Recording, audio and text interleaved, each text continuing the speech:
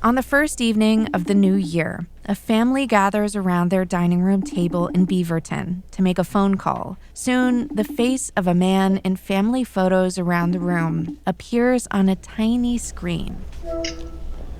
Good morning. Good morning, Dad. When Paulino Martin San Pedro picks up the phone, he's in Mexico. You have fun New Year's? Yeah. ¿Qué hiciste? Nada. Was just in the house? Just home. Just home? Want to say hi? Hi. Hi, how are you? Good. Good. Happy New Year. I hope you have a good time. He isn't there with his family in person because in November, he was detained by ICE as he left work. He was one of 13 people detained in a single day in Washington County. Within days, he was deported. Le dijimos el abogado que si quería papeles y para como firma. The conversation turns to lawyers, paperwork to be signed, documents needed for his case. We miss you a lot. I love you. Y pues te vemos soon, you know? Yo también los extraño. ¿Qué quieres que haga? Pues vamos a salir adelante. Paulino tells his son Eric that he misses them too, and that they'll get through this. Eric reassures him that everything will be okay. Todo va a salir bien. Todo va a salir bien. We'll figure it out. In another home, about 70 miles south in Albany, another family is in their kitchen doing meal prep together. Like my dad's doing right now, he's putting the beans into a little container so we have some for the rest of the week. What I'm gonna do is add some rice into a bowl so that way I have like a lunch ready for tomorrow at school. In this house too, family photos show the smiling face of someone who isn't here. Maria Trinidad Loya Medina. We have a really efficient system. Like, it was tough in the beginning, but we've gotten like kind of used to it now. And we just work together. They've been working together in a lot of ways since Christian's mom was taken. In January, ICE agents broke her window and detained her in a parking lot a few miles away from home. This guy is good to help, but it's hard for him. Try to do everything and try to do the best in the school. We need my wife. Not only for the kitchen, like for mental support. Always she tried to feel better, Valeria, Christian, and me. In every corner of their home, they feel her absence. This kitchen ain't the same though without her. The house, the attitude. She's important part in the house. I miss my wife.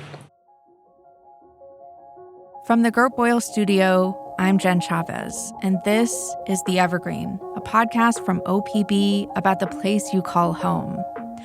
For many years, home for Paulino Martin San Pedro and Maria Trinidad Loya Medina has been Oregon. But last fall and winter, they became two of more than 1,000 Oregonians swept up in what the Trump administration called Operation Black Rose. After the president called Portland war-ravaged and threatened to send in the National Guard, immigration detentions in Oregon skyrocketed and became more aggressive. Suburban communities were hit especially hard. In Washington County, arrests went up 2,100%. But today's story isn't about statistics. It's about people, moms, dads, spouses, role models, confidants, and their families. And when a piece of home is missing, what gets left behind?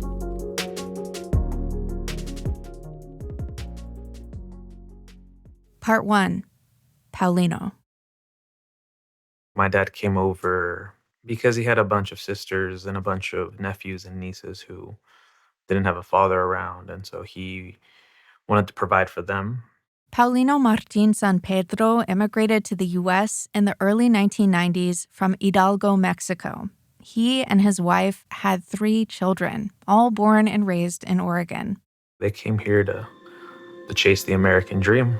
Eric Martin San Juan lives a few hours away from his parents' home in Madras. I was the firstborn of my family, and that was honestly something really cool for me, just to be a big brother, be an only child for 4 years, really just kind of learn with my dad along the way. I would describe Eric as just like a very gentle person. He's just a very loving father figure and husband himself. OPB journalists Troy Brennelson and Brooke Herbert got to know Eric while they were covering how the federal immigration operation in Oregon was affecting immigrants and their families. Eric very clearly loved his father and was willing to share that with us. My dad always took us to the beach, he took us fishing, he showed us how to just have fun with the minimal things we had. My dad worked construction for 30 years. He built so many homes here. My dad went everywhere. Whenever we go places, my dad would always, hey, I built that house. Like, I built the foundation for that. He talked a lot about how much his dad was willing to give to this country. My dad's biggest clientele are Americans. And he would either fix their patio, put up Christmas lights because they have no one else to help them put Christmas lights. Maybe their husband passed away. Maybe they have a bad back.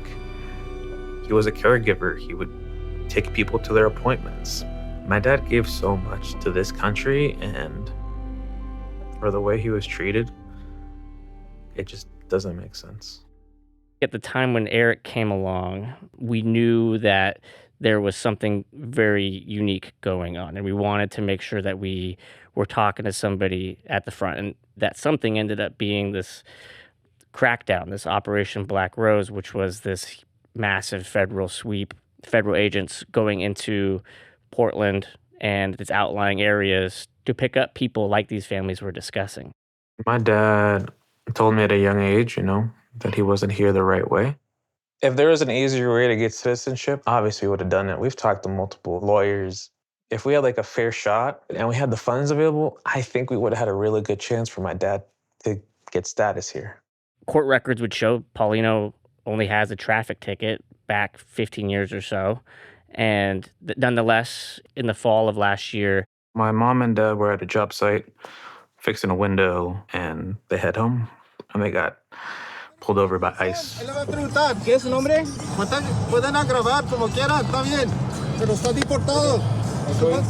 him to get out. They arrested him on the spot, put him in cuffs, and put him in the van. And my dad's final words weren't, I love you, tell my kids I love you. None of that. Hey, tell my son and tell my cousin to finish this job. My mom called us just sobbing, crying that my dad was taken by ICE. I cried like a child, dreading this day my whole life. I knew this could happen. We've covered a lot of these, and I don't know if I've seen somebody quite get processed as quickly as Paulino was. In a statement to OPB, ICE said Paulino had previously entered the country without legal permission multiple times and returned after being removed. Near the beginning of the week, he gets detained in the Portland metropolitan area, very quickly sent up to the Northwest ICE Processing Center in Tacoma, Washington. Trying to find my dad was probably the most difficult thing in my whole life. I feel like the way they set it up was to break you and to lose your patience. Hey everyone, just wanted to fill you in on an update. We did see my dad. He was at the Tacoma facility and he's okay. He did tell me that they're trying to force him to sign paperwork to either have him deported to Mexico, to Arizona, and then to Mexico. And that no matter if he signs it or not, that he's going to be taken away tomorrow. They're able to detain somebody and then get them out of their support system and out of the reach of attorneys who might be able to go visit them. And then you talk to family members who have experienced something like this, and they're like, yeah, I find my loved one through the ICE detainee locator and realize that they were in Arizona. So now we have to find an attorney in Arizona. And by the time we contact somebody in Arizona, now they're in Louisiana. We found a lawyer who was willing to take our case. So then we drove to Pasco, another 4 hours away, to meet with them in the morning But by the time we woke up in the morning, my dad wasn't at that facility anymore. So we met with the lawyer. He told us he's probably going to be in Mexico by Friday, that he probably would be taken to Arizona and then deported to Nogales, which is what happened. Paulino called Eric from Mexico. Yo no hacía nada, simplemente manejaba y cuando fui, me agarraron sin ninguna explicación. I wasn't doing anything, he said. I was just driving when suddenly they caught me without any explanation. Ya estoy en mi país, estoy en Nogales, me tiraron aquí como un animal. I'm back in my country. I'm in Nogales. They just dropped me here like an animal. To have him ripped away, to have him transported to 3 different facilities, not knowing where your dad is, not knowing if he's alive, can't talk to him, don't know if he's ate, don't know if he's sleeping well. You put me through that. You put his daughter through that, his wife. For what? To make him an example? They don't care of the stuff he's done.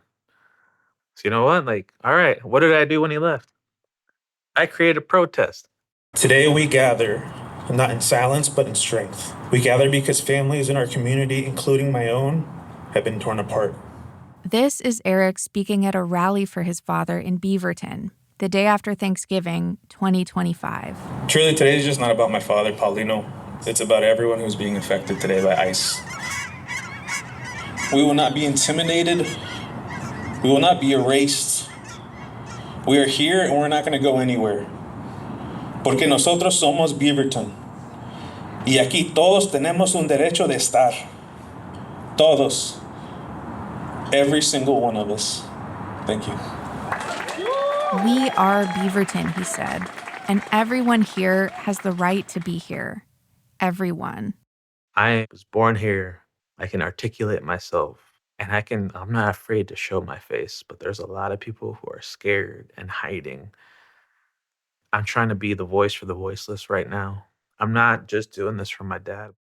With Paulino in Mexico, his family continued to work on his case, hoping to bring him back home. It seemed possible for him to maybe fight his case over here, maybe get him out on a bond hearing or something. We had the paperwork finally finalized, and I needed to fly out to Mexico. And by the time I was ready to fly out, my dad was super sick. His family says that it was very quickly after his return to Mexico that he began to develop the symptoms of a serious bacterial infection. His family does point to the conditions of his stay at these facilities and sort of this breakneck speed of deportation.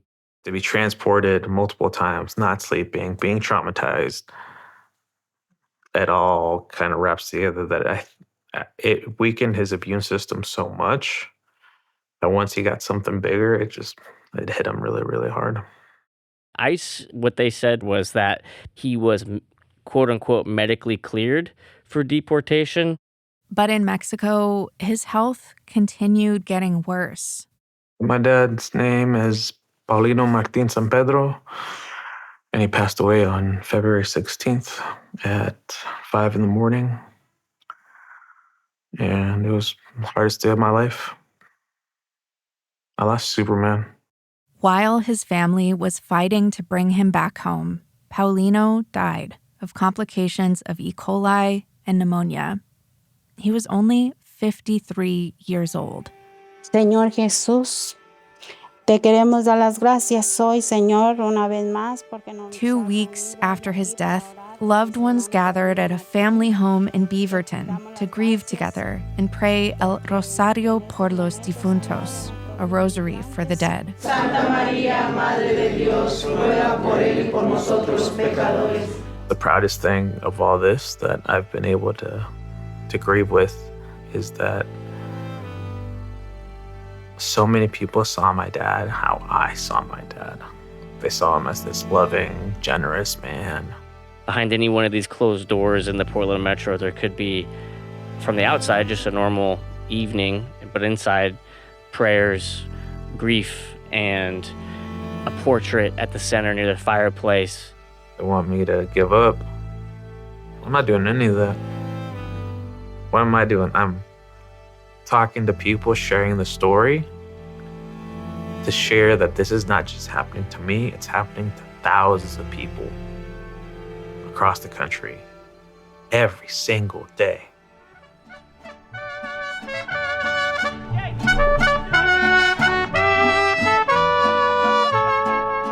A community vigil was held in a Beaverton park. And I know today my dad is looking down on us, and he's smiling, and he's so proud. In the darkest days, I know he's with us. But an especially meaningful thing for Eric Martin San Juan was being there for his father's funeral in Hidalgo, Mexico. We were able to send him out in style. He went to 2 churches, he had 2 masses. The whole city came out to walk him to his grave. They carried him all the way there. I was able to wave the flag and lead the way. And I was able to comfort a lot of individuals, and I was able to say goodbye to my dad for one more time. And I think it's given me some peace to know I was able to do that for my father.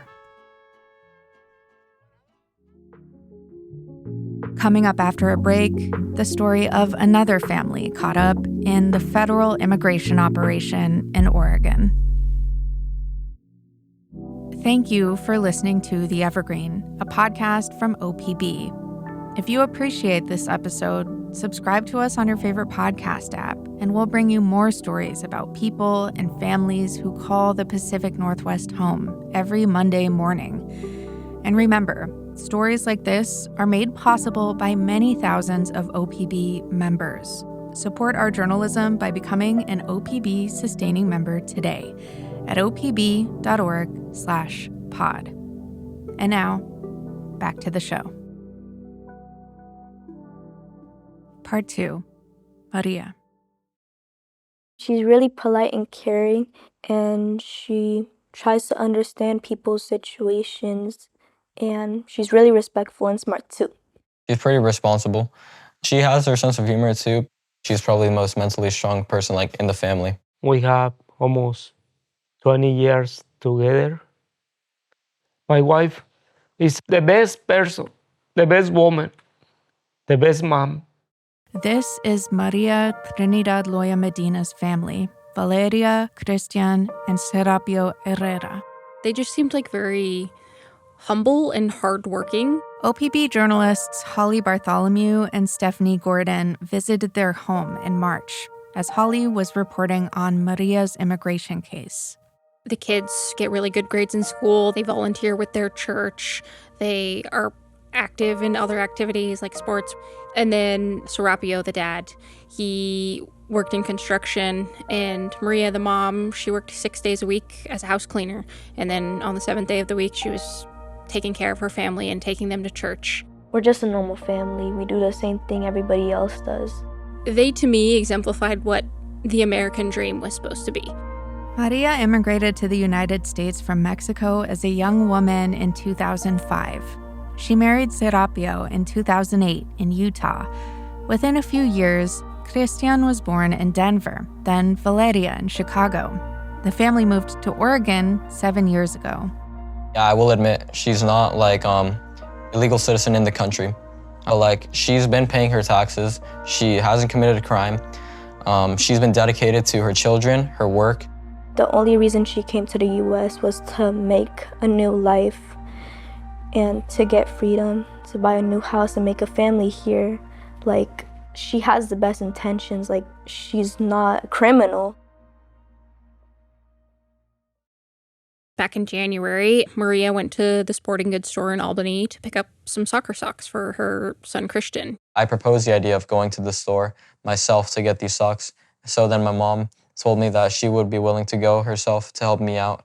I soon get a call 10 minutes later, and where she just briefly FaceTimes me, and she's just telling me that ICE was here. She places her driver's license and her Know Your Rights card on the window, but she doesn't want to open the door because she doesn't understand what's happening quite fully. She hasn't processed it yet. But the officers just kept demanding that she get out of the car. So just as she was about to open the door, they broke out her window and they arrested her. After the phone call, Christian and his aunt rushed to the Big Five where Maria had gone. When we got there, we realized that we had gone there too late, and all that was left was like shattered window with no sign of the ICE agents or my mom. Maria was quickly transported to the Immigrant Detention Center in Tacoma, Washington, the same one as Paulino. DHS said that she was previously deported and committed a felony by re-entering the country, but her attorneys and family said that isn't true. She wasn't removed from the country, but she was turned away at the border, where she was trying to get into the country. Then she voluntarily returned to Mexico. She was 17. At the time of her arrest in 2026, she'd lived in the U.S. for 20 years and had no criminal record. You know, it was really, like, a really bad day. It felt like a billion shots went to my heart because I love her so much and she never deserved that. Ella no tiene que estar adentro, encerrada. Ella debería de estar aquí. She doesn't have to be there inside, imprisoned, Serapio said. She should be here. I'm feeling this family like it's broken. In the weeks following her arrest, the three of them did their best to hold everything together. But it was especially hard as Serapio was recovering from a recent stroke and major surgery. I gotta do double job. Try to keep everything like organize everything like before. As a teenager, I shouldn't be juggling around like the responsibilities of a mom while at the same time juggling grades, sports, my future. This 14-year-old and this 16-year-old are trying to take care of themselves and their dad. And then they're also trying to deal with their dad's medical bills and their mom's legal papers. It's hard to imagine two teenagers trying to take on all of that by themselves. Missing their mom took a toll on their mental health. My home is my safe space, but now I just feel like it's always lonely here without her. When I was sad or when I was mad, I could go to her and talk to her, but it's just different because she's gone. Valeria was diagnosed with depression after her mom's arrest. I saw letters from her teachers talking about how, like, she wasn't able to focus in class anymore. Sometimes she would just kind of burst into tears. Christian's way of coping was pushing through no matter what. He also used to talk to his mom whenever he had a problem, and with her gone, he held a lot more inside. I'm kind of like neglecting my mental health right now because I feel like I have a bigger responsibility to step up for my family. And I'm willing to do that, but obviously it's not something that a teenager my age should be worrying about. In February, the kids went with their aunt to Tacoma to attend an immigration hearing for their mom. Despite the hearing being open to the public, OPB journalists were ordered to leave the courtroom by the judge. We just waited outside the detention center for a few hours to talk with Maria's family. And yeah, we heard about what happened at her hearing from them. Maria's lawyers argued that having to resettle with her kids in Mexico would cause the family extreme hardship, grounds that DHS could use to overrule her removal. He did not see an extreme hardship with the kids moving to a country that they've never been to. He compared it to military families here in the United States military families do it all the time. Melissa Loya is Maria's sister-in-law. I wanted to stand up and be like, what are their rights? What are their rights as U.S. citizens? Why don't they have the right for their mom to be here? What's the pathway for their mom to be here? The reason they decide to rule her out is because they feel like our situation isn't hard enough. And I feel like I don't help the situation either because by me still working hard and staying strong, I'm kind of adding to the opposing side in court that we're not in a hard situation, that we'll be fine if we're let alone. You really want me to give in? If I give in now, then we're gonna make things worse for our own family. The judge denied the request to cancel the deportation order. But in May, after Maria had spent 4 months in detention, the family got some good news related to a different earlier hearing in immigration court. She was released because a federal judge in Washington ruled that the immigration court in Tacoma had violated her due process rights at a bond hearing earlier this year. It only lasted 15 minutes, and the judge improperly concluded that she was a flight risk. Maria is now back home as she and her family continue the lengthy process of fighting for her case through the Board of Immigration Appeals. In spite of how hard the situation has been on her daughter, Valeria, it's also inspired her to help other immigrant families. When we were down in Albany interviewing them, she presented for us a presentation that she gave her whole class.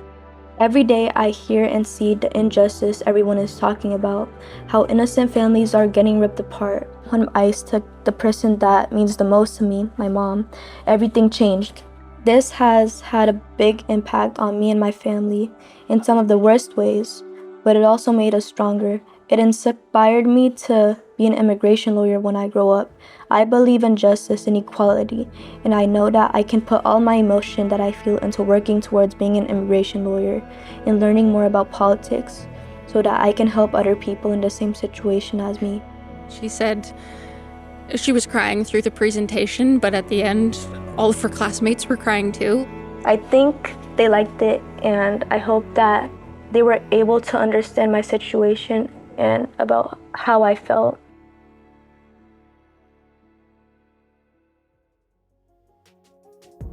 You can learn more about these families' stories by watching the latest episode of OPB's documentary series, The Crackdown. It is really, really good, y'all. It was made by Troy Brennelson, Holly Bartholomew, Brooke Herbert, Conrad Wilson, Michelle Wiley, and McGregor Campbell, and you can find a link to it in our show notes. Thank you for listening to The Evergreen, a podcast from OPB. I produced this episode, and our technical director is Stephen Cray. Layla Isbell engineered, mixed, and mastered the episode. The OPB podcast team also includes Mia Estrada, Julie Sabatier, and Sage Van Wang. Troy Brennelson, Holly Bartholomew, Brooke Herbert, and Stephanie Gordon did the interviews you heard. Music at the vigil for Paulino Martin San Pedro was performed by Mariachi Gallos de America. Other music in this episode comes from Audio Network. If you have a question for us, please reach out. Email us at theevergreen@opb.org. I'm Jen Chavez. Catch you later.